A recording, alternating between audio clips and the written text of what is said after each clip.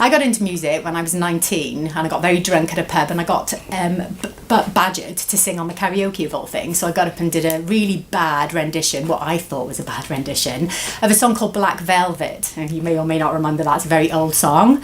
And I got a standing ovation, to which no one was more shocked than me. And I thought, hey, it might be something to do with this singing thing. So I actually started doing a bit more singing, going around, and that basically progressed into me pursuing an actual career in music. I started writing, started collaborating with people, working with various bands, and just progressed into getting a publishing contract and then having music played out there. In terms of the radio station, so in terms of Ketch a Vibe, that didn't happen until I met Asia, when I sent in music via the internet in the good old days of MySpace, which I know is not where people go these days necessarily, but in our day, long time ago, it was the place to be for musicians. And we started collaborating with various producers on music, and then we started presenting Ketch a Vibe together independently. So I'll let you tell you a little bit how, because obviously our journeys are very different. I got into music that way, and Asia got into music a very different way, so I'll hand over to him. Okay, way back in the depths of time. Basically, I've been into music most of my life, but I've very different. When I was a teenager, I was quite cliche. I was in the 70s. I loved Bowie, Roxy music, just all that kind of stuff. You know, what was people listened to on the radio. But then one fateful day, when I was working with a guy who's actually Welsh, he was into soul music, and I thought, you're white, how can you be into soul music? And it started from then. He played me some music, and I thought, wow, this is really good. So I started listening to it. I started to dig into it a bit, started discovering all the different kinds of soul music, because there's so many genres. People just think there's one, but there's hundreds, literally hundreds. And my love for music sort of started from then. And then, because I get bored, and then I started getting bored with the soul sides, so I started going into the funk, and I went through all the funk, and then I went on to started to discover jazz. One fateful day, I was at a party, and I heard a track by a guy called George Duke. This was a long while ago, and it was jazz, and I've never really listened to jazz, to be honest with you. Never really got it, never understood it. And then suddenly I heard this piano solo, and it was like I had hairs go up and down my neck, and that was the day. That was it. I just fell in love with it, and since that day I've been into every kind of jazz. I went back in time to all the masters like Miles Davis, Coltrane, you know, all the cliche stuff. And then since then I've really been into the music. This is where I stepped up and realised that with my fantastic music taste that I started to do DJing at parties for me mates and stuff like that. And then it went mad from there, because I started to do up the West End of London, clubs, festivals. I formed, we called it the Jazz Syndicate, and we got asked to go into a lot of really cool clubs in London, and we got really big. And then my younger brother, Mark, he started to, what's the word called? Develop an interest for internet radio, the early days, and then we started to learn how to do shows and use software, and basically we developed from that point. And Jazz Syndicate Radio actually became one of the top radio stations in the world, and we've had so many DJs come through. Some of them have gone on to really, really good things. When I met Asia, actually, yeah.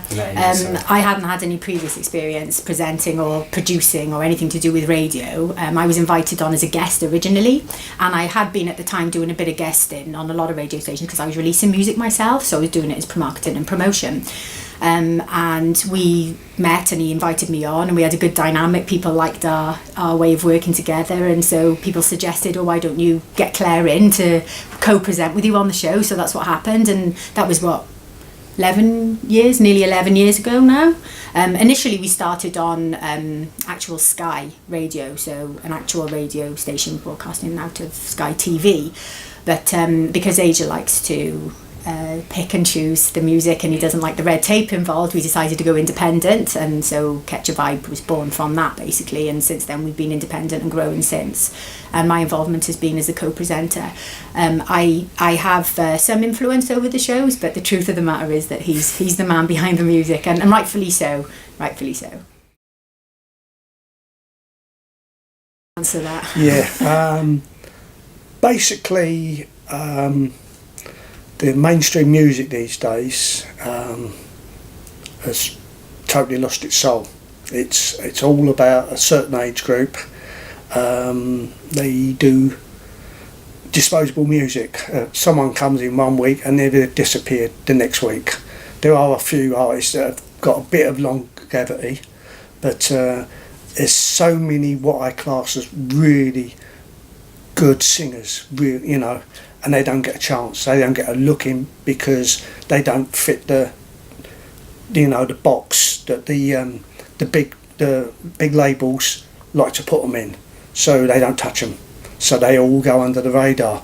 So for years now, I've been. I did first off hunt artists down, bands down myself. But basically, what's happened over the time, as I've sort of climbed up the ladder, people have contacted me. Sometimes it's really good music, sometimes not so good music, and then you tend to find that the ones who have got all the money and have got all the resources, the music's not very good, and it doesn't matter how much money you got in the world, if your music's not good, it's not going to move. It's not going to move. So that's my thing is to help the little men or the little women that don't get a look in, so I purposely support them. I don't cater. This is why we left Sky. There's a simple fact that the station producers expect you to play music to please people, where it probably sounds awful, but I play music to please myself. As simple as that. And if people happen to like the music, then cool. If they don't listen. Simple as that. When we first started, that independently, that is, when we first started, there was a period of time where we were both slightly nervous about what we were doing, because we weren't sure if we were going to keep the listener base that had been following us on the more commercial stations, and B, whether or not people were going to like the kind of change of direction in that, bringing in unsigned, independent and called left-wing stuff, really, more out of the box, especially to the more traditionalist of listeners of jazz and soul and blues. Sometimes what we play really does push the boundaries of that, and sometimes they don't agree, if you like. So we were worried at first, but time has told that, and a slow progression of listeners and followers and loyal listeners as well has meant that we obviously are doing something right for sure. So yeah. Italy's what I class as very cool. Their jazzy side of the music is they've really got their finger on the button. America has been totally out of the picture now for 30 years. They were the innovators at one time. They led the way, but these days they tend to stay incredibly safe, and they tend to do the music that the radio stations like. Smooth jazz. It's very safe, very la-la, if you understand what I mean. And the Americans, don't get me wrong, there are some artists, there are a few who are highly influenced by the European market, and they're actually quite well known across the world, except for the United States, because they've totally lost their direction. You know, they've still got the musicians, and they've got, you can imagine their music base is fantastic, but they've totally lost their way. And funny to say, we're on some radio stations in the States, and our shows do really well because we don't stick to the American format, because we play what we want, and a lot of the jazz people like to listen and like to know what else is going on in the world. It's funny, isn't it? Because it's like the demand is there in the States and in other places to listen to the kind of stuff we're playing, but there's still a resistance from the commercial side of radio and music industry in general to step out of that. I think it's just become about profit and about money instead of authenticity. Well, that's just my humble opinion anyway, but that seems to be what's happened in America.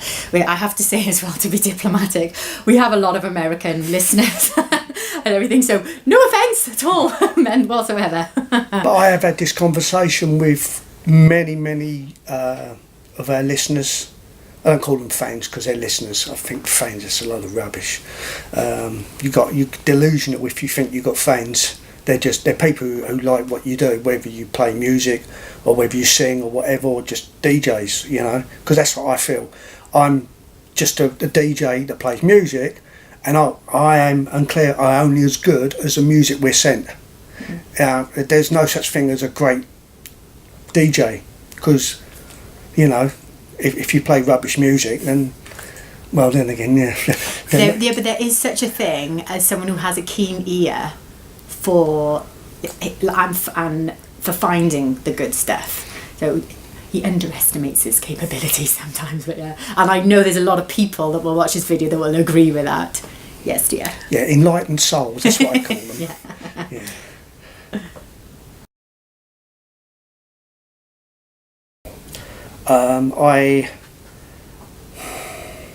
There's lots of new music out there in a minute. In recent years, I quite like where jazz and soul and hip hop and house has been fused. So you just haven't got soul, you just haven't got house. I love it when they fuse it. So I like bands in recent years that come through, bands like Part-Time Heroes, Saint-Germain.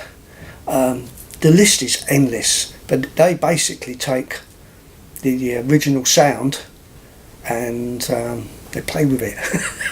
And in my opinion, it brings it to life, and it makes it accessible to new ears and new audience. Like you've got where people, I don't know, from say 18 upwards, wouldn't dream of listening to Ella Fitzgerald. Although they've probably heard of her and think, but they think, well, soul music, you know, why would we want to listen to that? But when you have these producers come in and they sample it and they put it in with hip hop and house and deep house, and they're suddenly dancing around to it in a club, they think, oh, okay, well, that's jazz. And they didn't even realise that they like jazz. And what's beautiful about that is that by introducing like new listeners of that age to what we're doing, what often will happen, and we have this feedback from people, is they will then go away and do some homework, if you like, and investigate where the original tracks comes from. And then all of a sudden we've got a new generation of people that are experiencing and enjoying well, I would say trad jazz, but more traditional jazz, which is something we like as part of our show, introducing a new generation. Because at first we had quite a group of people that were a certain age following us and listening to us, but I would say over the last 2 or 3 years, surprisingly to us more than anything, we have a lot of very, very young, and I mean 17, 18, 19 year olds communicating with us now about the shows, and then coming back to us afterwards saying, oh, we found this person, we found that person. Of course we know who they are and we've been listening to them for years, but it's great that they're being introduced, and it's brilliant that we've kind of provided that platform for them to go away and do that, you know. Well, to answer that question about your favourite records, I have to say that my flat is overtaken by records, so you might be here for a little while, but... Yeah, and we've only got some of them, because most of my music is still in Essex, because we've only recently moved back to Wales. So it's like... I'm going to put you on the spot. Yeah. Of all of your old stuff, the one that most influenced you, the one that you love the most? In... Jazz. In jazz.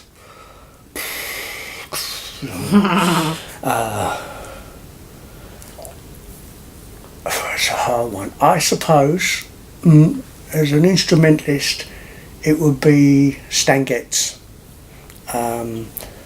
Your parents will probably know Stan Getz's, because he basically came out he had massive hits in the 60s. It was called bossa nova music. Basically, he fused Brazilian music with American music, and that was the music, and that actually got to number one, like Girl from Ipanema and stuff like that. Everybody would know it. Obviously, you don't. I'm getting the blank look on my face. No, we'll have a go. It No. goes, you might recognise this. Da, da, da, da, da, da, da, da, da, da. It's like a really, it's a really famous. If you're in the bit, lift, you will hear it. No, seriously, but that's not his. It's not his best track. But yeah, I love Stan Getz. Vocalist. No, I used to do that at my gigs, didn't I? Yes. I used to hate it. I used to do acoustic gig with a guitar player, and he used to be in the corner going, "I hate this song." Sorry, Stan. I know he's not alive And anymore. there was an occasion as well. I just put this in. She was doing a gig, and I don't know what happened. I think she had a minor mental breakdown, but she actually forgot the words, and so she started, what was it? Ad-libbing. Ad-libbing and scatting and whatever. And there was a hardcore jazz people there, and they thought she was being really clever. I was doing it on They was all purpose. clapping. And You're not supposed to tell people that. but it was so funny. It was totally on purpose. Yeah, but that was all, and I'm thinking, this ain't clever. She just forgot the words. See, now he's letting all my secrets out now. This is to be edited. But yeah, in vocals, people like Nina Simone. Another one I don't think you've heard him, but my absolute favourite is a guy called Mark Murphy. He came out at the same time as Frank Sinatra, Dean Martin, Mel Torme, those kind of things. But he's a kind of person I like. He's a rebel, and he never sort of towed the line with the record labels. So he actually done more interesting jazz rather than nice, safe jazz. And he's been going since late 50s, and he died recently, but I had the pleasure of not only seeing him loads of times in various really cool gigs. I actually sat down for him for half an hour and had a chat with him, which was one of my greatest things on earth. But no one took a picture because no one had camera phones in, but that was the list is endless. I mean, I've got to say as well, as I really love soul music, and one of my favourite bands was Earth, Wind and Fire. The Jacksons, Michael Jackson, Stevie Wonder, his old stuff, not his stuff within 20 years. But the list is endless, to be honest with you.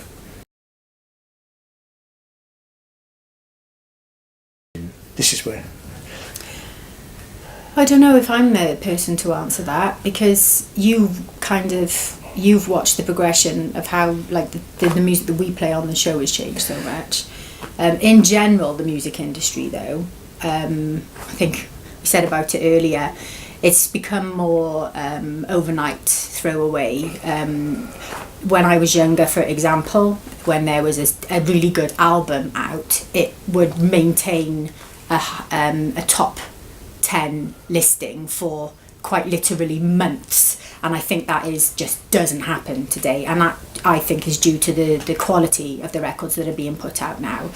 The music industry as well, I would say for me, I think this is maybe something that I can comment on, because as an artist, not a DJ, is that the changing environment of the music industry has had a massive impact as well, and by that I mean the way that people are now downloading stuff for free. And everybody does it. Things like Spotify as well, where you're paying minimum amounts of money. And for example, I have a publishing contract, and you could say that with my success of being played on major TV channels, I would be raking it in, but it's become a really small percentage now because of the saturation basically of the internet and the way people download everything for free these days. And now there's so many TV channels, and whereas 20 years ago something being played on BBC would probably pay a decent royalty, these days it's like 0.06 pence or whatever it is. So that's had an impact on the industry in general. And also, I would also say that on the opposite side, the internet is a great thing. For me personally, it's been brilliant because I've been able to collaborate around the world, which I would never have been able to do before. So, for example, funny enough, just today, and listeners will know about this because we will be featuring the track on this week's show, I only found out today that I signed a contract very recently that I work with a producer in St. Petersburg in Russia, and we sat on this track for about 5 years, and it recently got signed to a compilation album. It's being released tomorrow and it was let out yesterday. That would never have happened 10 years ago. So that's another major change in the environment, that you can now collaborate worldwide due to softwares and due to things like Skype. And he send over the internet the brief of the track, I write here, I record here, I send it back over the internet. That's how things have been able to move forward. But the negative side of the impact on the music industry is what I was just discussing, which is people not paying for music anymore, which means artists are not able to make any money, and everybody wants everything for free now, and that's been really difficult. And people being able to access software from their bedrooms and make videos, and there's a massive saturation of music out there. And not that that's a bad thing, because I totally believe in everybody being able to be creative in their own way, but it does mean that it's difficult now to pinpoint and find individual artists when there's so much music out there and so many channels to listen to that music, if that makes sense. So that's a massive change. In terms of how the music has changed in our genre, you were discussing earlier about how people are now kind of bringing in various different styles into jazz and into soul and into blues, and experimenting more. So it's not so boxed. Everything's not in a box anymore. But again, there are still people, traditionalists, that prefer to listen to what they consider to be jazz, and we play stuff that's slightly out of the box. So that's a big change as well, isn't it, in terms of the music? On the plus side, because obviously being in with all the different labels across the world now, basically how the labels now have basically got back now to the people downloading free. They're all releasing it on vinyl, and people, if they want it, they pre-order it and pay for it. Yeah. So if they get 500 requests, they print down 500. They're not losing money on it anymore. So they're all actually doing their new albums, new project EPs on vinyl. So it is a way of going forward. It's not the perfect way. Because it's quite expensive. Because it is expensive thing to do, yeah. Because that's why, if you ever see vinyl, you're talking, it's normally about £20, normally, but it's a lot of investment. These are not multinational companies. These are people, a lot of them operating from their bedrooms, and they're making the albums, and the people buy it, and it's a way. And also as well, due to that, a lot of people have been discovering the music, wanting to buy the music, and of course they've all gone out of circulation, all the like classic jazz and soul. So what they're doing, a lot of these labels are re-releasing classic old music. I'm even seeing it in record shops in Cardiff, stuff you'd never dream you'd be able to see, but it's out again on vinyl, which is like something proper rather than just a file on a computer. It's it's a work of art. It is a work of art. I mean, although I must admit, I play just MP3s on my show. I have got double decks, I have got mixers, but it's about time, and it takes me longer to knock the show together or to compile the playlist than actually recording it. And if I had to do it in real time as well on decks and stuff like that, you'd probably get one show a month out of me.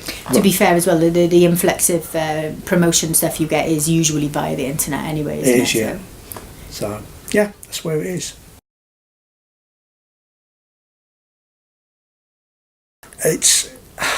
That's a brilliant question. I've set up a team across the world. I've got people in America, people in South Africa, and I've made some really good friends. One of them, a guy, Saviso. I first met him when he was 16. Comes from one of the townships, and I've got him involved with the music, with the radio station, and basically what I do is I send him music. if he thinks the music would suit Catch a Vibe, he recommends it, and then I listen to it.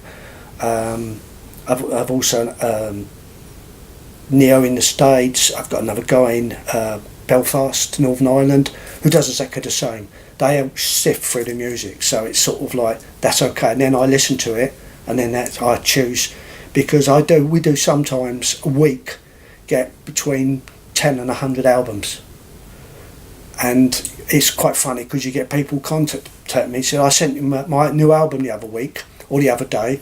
Have you listened to it yet? And I said, well, I'll get to it in about 3 months. Mm-hmm. And they go, well, what do you mean? I said, well, I get hundreds of albums, hundreds. And, you know, it's just a week.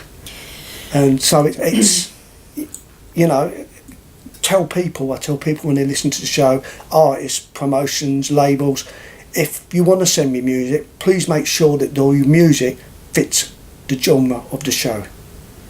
That's the big thing. Because some people just blind, they see jazz and they blind send.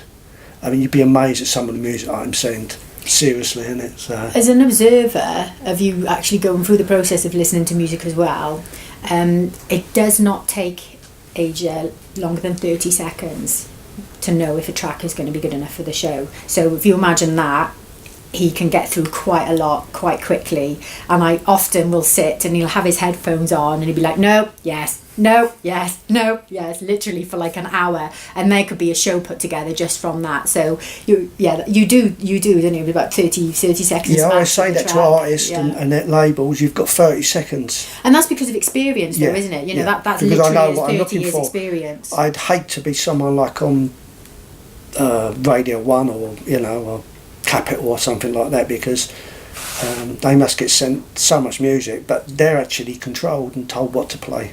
They've got no input. They just say, they're told by their controller, play this, talk rubbish. No, it is. No, it is. You know, here's the weather, here's the news, blah blah blah. You know, Lady Gaga's fallen over again or something, and that's it. That's modern FM radio.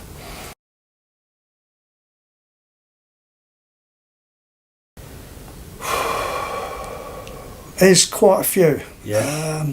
We have two in the car that have stayed in the car since the day we met 10 years ago, hasn't it? One is Incognito. What's the name? What's the title? Beneath the Surface. Beneath the Surface. And the other is Donald Fagen. Karma Kyriad. Donald Fagen was part of Steely Dan. But yeah, lead singer Steely Dan, who I have to admit, okay, favourite album I call that crosses the boundaries that you'll hear anywhere, I would say is Steely Dan's album Asia, which is I've used my name for. It's a fantastic album. It's all been re-released now and everything, and it's being played. It's actually being picked up again, and good music lasts. I can't imagine a lot of the music that comes out now on the radio you're going to be listening to in 30 years' time. It comes in and gone. Yeah, I'd say Steely Dan, Asia.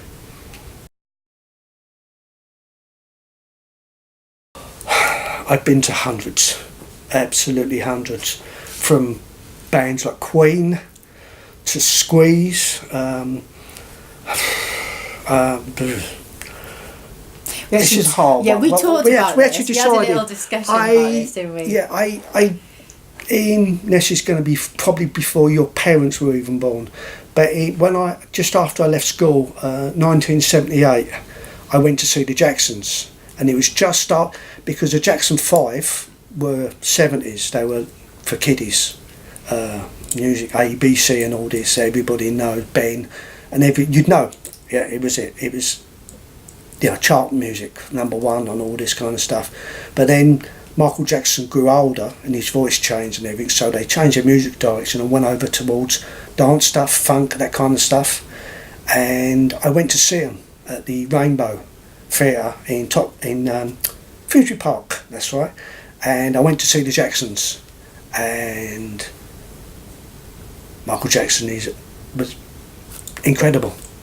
He was doing dancing that people not only picked up on 20 years ago, you know, like the robot dancing and all this kind of stuff.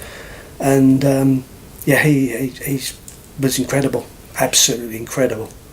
To say that, I love Earth, Wind and Fire, I love the Commodores, and then the Brit music as well. People like the Brand New Heavies, Incognito, Level 42.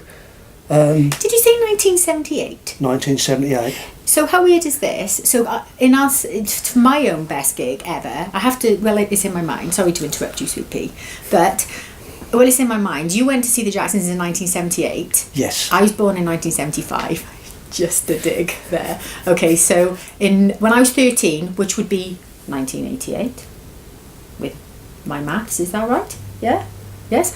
So 1988, I went to see Michael Jackson on his Bad tour, which was my favourite gig of all time. So there we go. Yeah. Isn't that cool? Yeah, Michael Jackson, or the Jacksons, to be honest with you. People I'd like to have seen, I'd love to have seen Stevie Wonder, but by the time I actually realised he was good, he'd already done all his good music and was doing commercial Isn't She Lovely and kind of stuff, and yeah. But I've seen George Benson with the Count Bass Orchestra. So many. Yeah, definitely the Jacksons.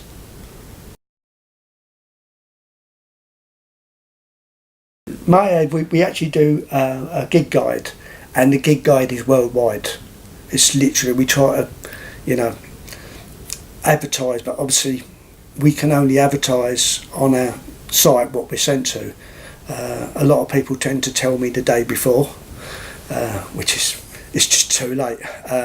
But I only recommend gigs that I would go to see, and that sounds totally selfish, but I'm not going to advertise music that I wouldn't go to. It's just what I call as cool gigs, and so yeah, if you're a promoter, etc., and you have cool gigs, send them over, let us know, give us a couple of weeks as well, and we'll put them on our website, and we give you support, and yeah. And equally, if you're an artist or a record label and you are interested in promoting your music or your label with us, please contact us through our Facebook page or via the website, which is Jazz Syndicate Promotions and Magazine. Yes, got it. I will get that right one day.